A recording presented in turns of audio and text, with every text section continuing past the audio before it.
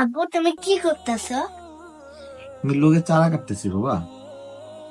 আব্বু তুমি জানো না রোজার দিন নখ কাটতে হয় না?